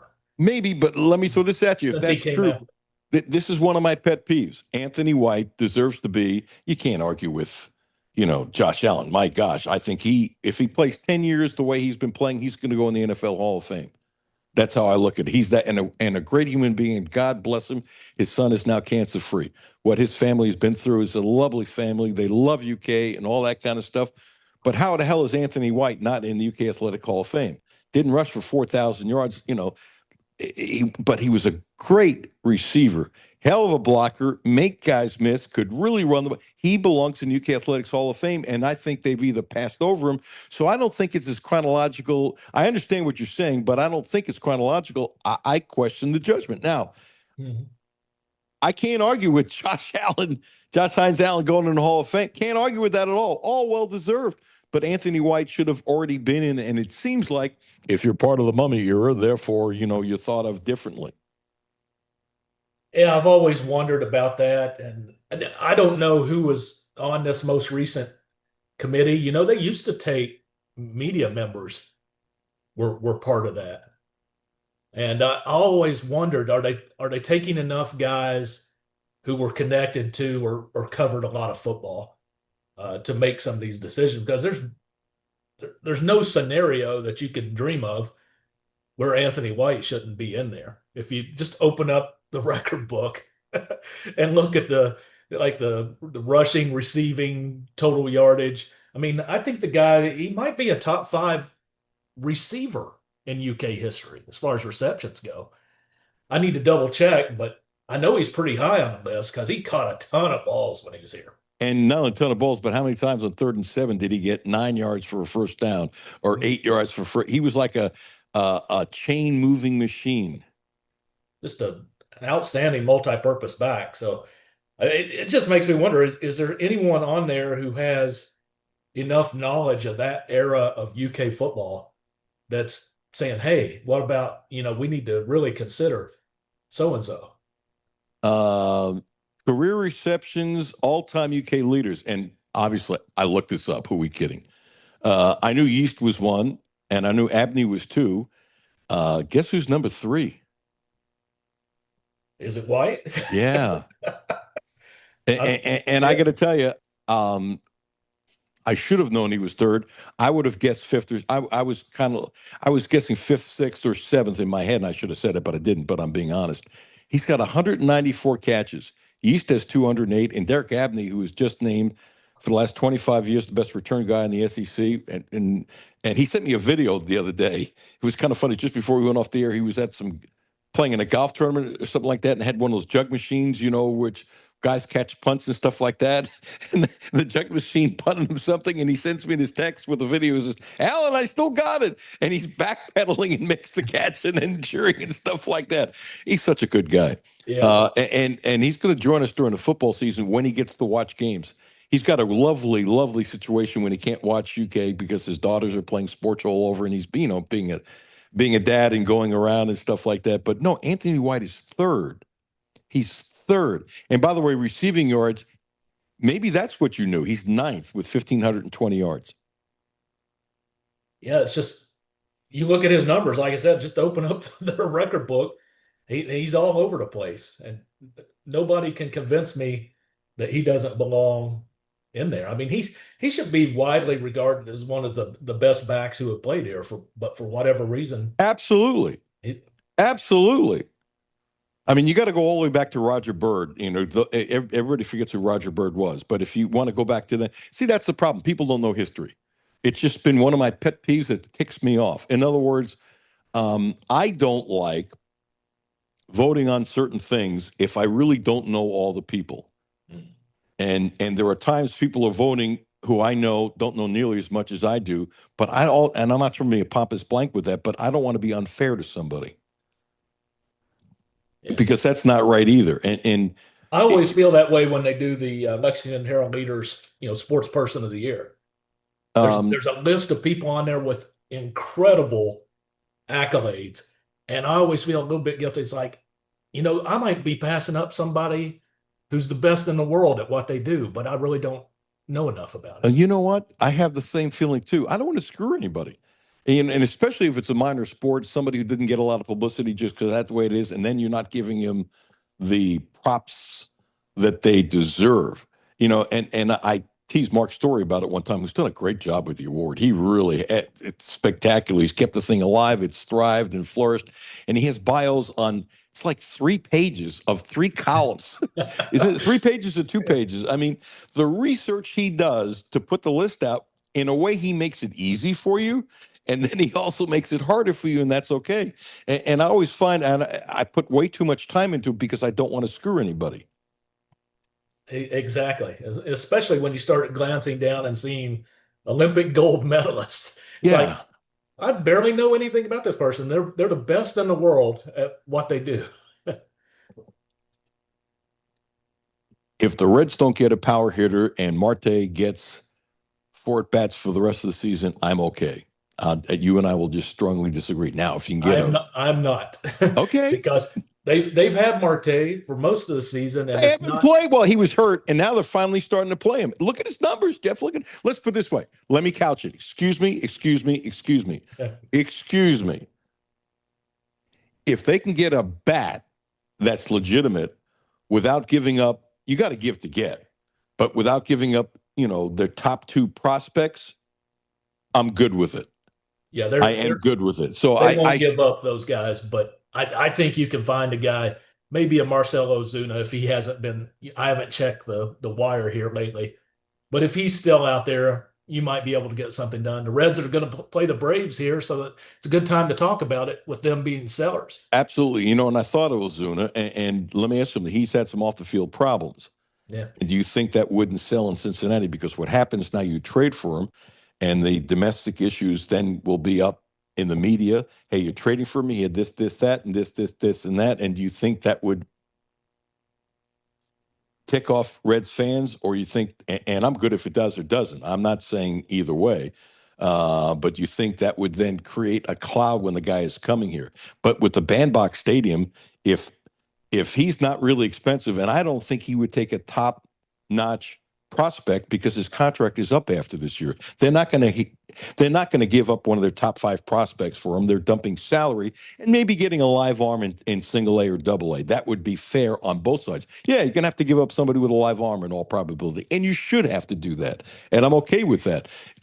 If they got Ozuna, would I bat him 4th or 6th immediately? Yes. You know what? You had Ozuna and Marte. If he turns out to be something, now all of a sudden they're hitting pretty good. Yeah, I could live with that, and I think it's been a while since he's had his issues, and he's stayed clean, and people have vouched for him. I would be okay in that regard. I think Luis Robert from the White Sox is another option that's out there. A guy 2 years removed from being a Silver Slugger and a Gold Glove, which could help your outfield defense even more.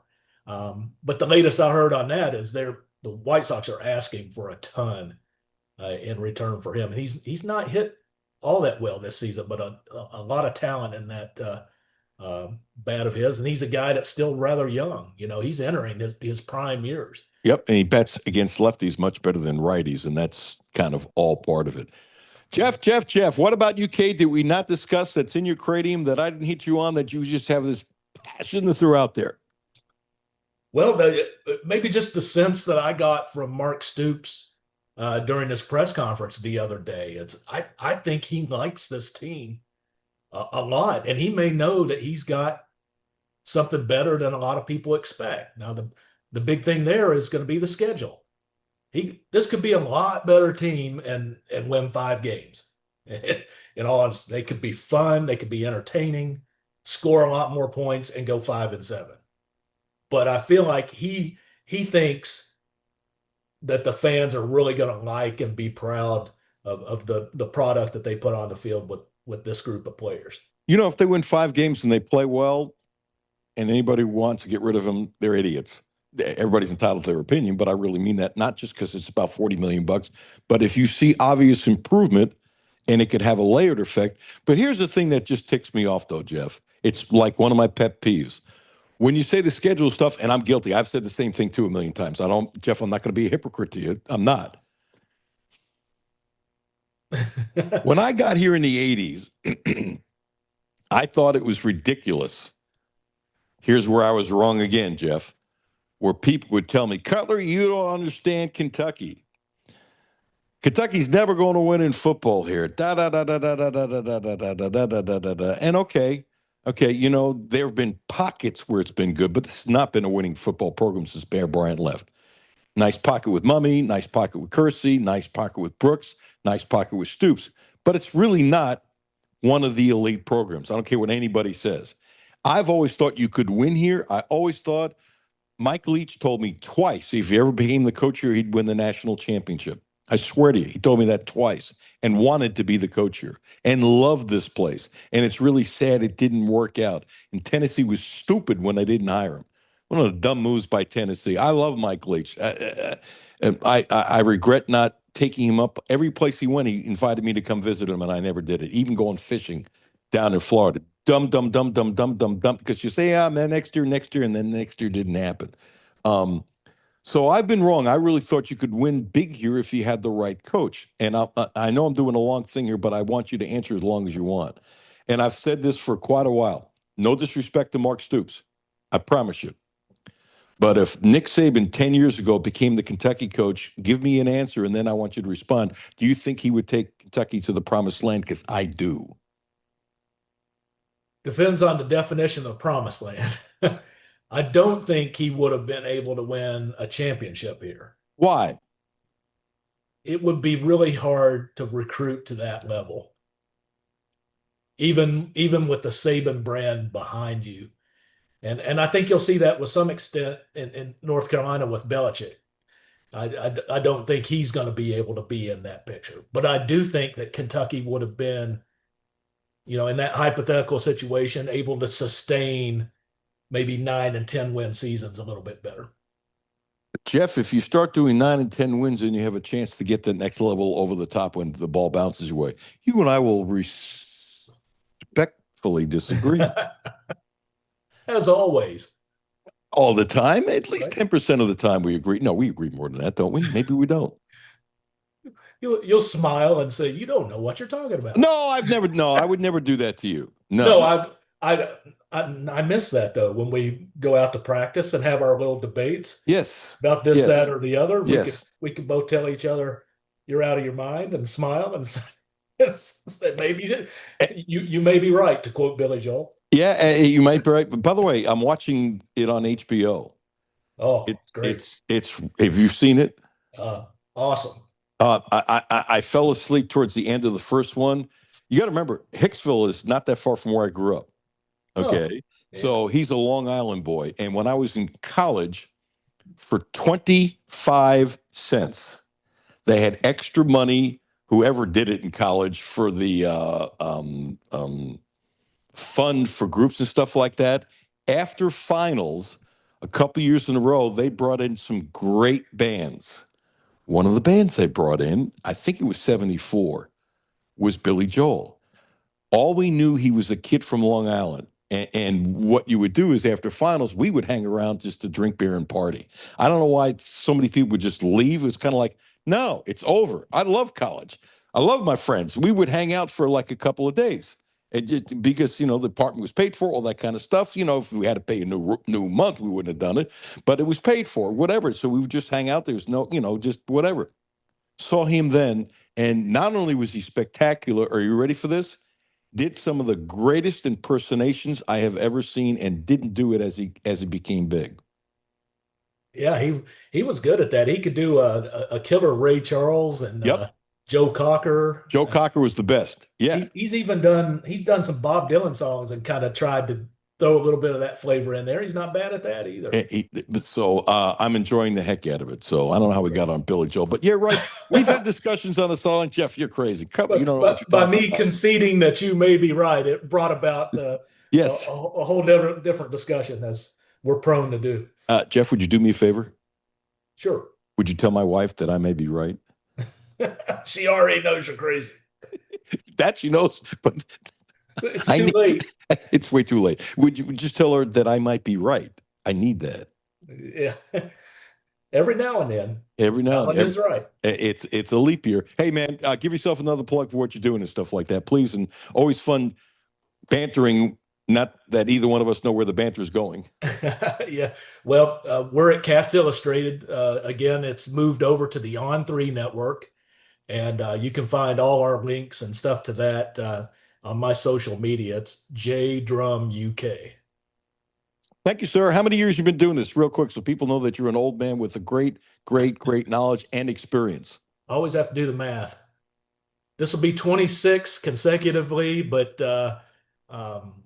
goes back about another 10 years if you count my newspaper days. I count it. So, past 35 years. I've been covering the Cats in one capacity or another since it's 88. Quite a long time. 37. Yeah. Impressive. Hey, thanks, brother. I appreciate you. You too, Alan. Have a good day. Anytime. Jeff Drummond, we agreed a little bit, somewhere in there. I think, Jimmy, we agreed in something. Maybe yes, maybe no. There was a couple agreements, yeah. Some neutral ground. Yeah. Yeah, I don't think they're going to get a right-handed bat. It's interesting. He said Ozuna. I would be fine if they would get Ozuna without giving up the farm because I don't think you have to. And, bat him sixth. He could go home run crazy. If he's he's a very streaky guy, and I think he would salivate. And I mean salivate. That's the word I really mean by playing in Cincinnati with the walls being short. He gets on a streak and he could make a difference. I'm actually surprised he hasn't been traded by Atlanta. Teams have asked about it. I don't know what the hell they're asking. Terry Page. Terry Page.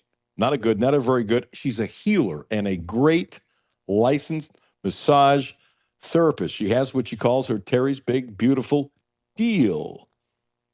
Text her or call her 859-373-0578. Early in the week, she's in Butler, Kentucky.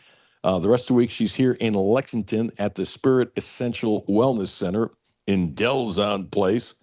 And book an appointment now, $5 off. And this deal apparently has done wonders. She got booked up for a couple of weeks pretty quick with it. Schedule your next appointment before you leave. $10 off. Following appointments in succession. This is a deal she's going to keep through August 29th. Check her out. She's been wonderful for me. And I mean wonderful. Alan Cutler, 1300 AM, 92.5 FM. No Filter Radio with Alan Cutler, brought to you by Quantrell Auto Group. QuantrellForLife.com. Hi, this is Alan Cutler. Have a no filter comment? Hit the text line, 859-381-1313. 859-381-1313. Lexington, it's time to feel the warmth and spread the love in a brand new Subaru from Quantrell Subaru. This is Alan Cutler, and you can feel good about working with the Quantrell family for your next Subaru, because not only do we get the best in sales, service, and no gimmicks, but for decades, the Quantrell family of dealerships has donated to over 50 local charities and events. So, play as hard as you work. Go where you've never been, and keep it local at Quantrell Subaru. QuantrellSubaru.com. Houchins Insurance Group is proud to partner with Auto Owners Insurance, a company that provides opportunity for independent agents to make insurance simple for their clients, offering risk management services that range from a renter's policy for your college student to home and auto coverage for your entire family. Houchins Insurance Group assures you that nobody works harder to keep you protected from life's uncertainties. Reach out to AJ Boss or Zach Bennett at 859-263-2771 to see if Auto Owners Insurance makes sense for you. Hi, this is Patrick DiGiacomo, and this is why I would recommend Republic Bank. So, when the bank manager brought me over just to show me how their ITM works, he hit this button where an actual live person came on the screen. and she was so kind and helpful, and it just made me feel like, wow, I'm not dealing with just a machine, I'm dealing with somebody that's actually paying attention to what I'm doing, and it made me feel really good. And that's how Republic Bank helps their customers go from living to thriving. Learn more at republicbank.com. Member FDIC. The Reds and Braves are racing to Bristol Motor Speedway for the Speedway Classic. Listen live to this one-of-a-kind event on ESPN 92.5 FM and 1300 AM starting at 6:45 p.m. Saturday. Presented by Clark's Pump and Shop. Return, refresh, refuel. Back to No Filter Radio with Alan Cutler. Podcasts on Apple, Spotify, and Google, Monday through Friday. I promise you, we're going to have a team that you're proud of. We've worked really hard. I'm very confident in this group. We have an unbelievable challenge in front of us. We embrace that. You know, I've told them all, I've told the media, I've told the team, bring it on. You know, we have a very tough schedule. We're going to take it one day at a time, one game at a time. We tee it up this week. Our players report on Tuesday, our first practice is on Wednesday, and I can't wait. Gotta love it. Gotta love it. Gotta love it. I don't know if the text line is going to develop into something for us, but somebody just put something on a text line. Jimmy, if you want to read it to our audience in different parts of the country besides Lexington and Central Kentucky, it is. They said baseball and Billy Joel talk. That's what I'm talking about. Okay. Nice use of words. We say names with it, first names, or we do not do that. There's no names. When you text in, if you want to include your name, you can. But that's what I thought. Yeah. Anyway, thank you, whoever that was, for listening and participating on that. I think I'm going to go to open practice tomorrow. I've had some hesitation because of my eye, and I think I'm fine. I've been told I'm fine. I'm probably going to do it. And, there's certain things you can kind of tell from going to practice. You can watch the quarterback throw the ball. You can look how big and strong they are. But it's just practice, and you can't make judges for the season that way, and I don't think you're going to go crazy. But, I want to see Calzada throw the ball. I want to see Boley throw the ball. And as has been mentioned, you got to remember, people say, well, he's coming incarnate word and he bounced around, but he's won games in the SEC, as many of you know. But I've mentioned this, and we can keep on. He's not the same person mentally and physically. He was 205 when he went into the SEC. He's like 240. If you look at him, he looks like he could eat with and hang out with the tight ends. And that doesn't mean in particular it's great, but he's not a runner, but he can run. He's got a rifle for an arm. I want to see how the touch is and that kind of stuff. But, finally, maybe this quarterback thing might work. And after him, maybe you have Boley and then the quarterbacks that they're stacking up, that they're recruiting so they get to know the system. And they've got a lot of really good quarterbacks potentially lined up who are young. Will they all stay here? Absolutely not. No. Coaches know that. They're not stupid. They get it. But they really have recruited some really, really, really, really, really good young quarterbacks. And so maybe this is the process, because things sometimes don't happen overnight, to change this. And I hope so. I really do.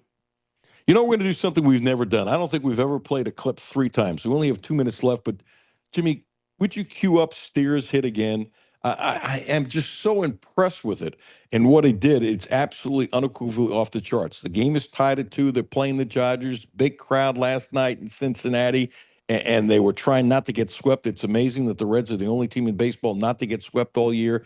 And this was the 11th pitch.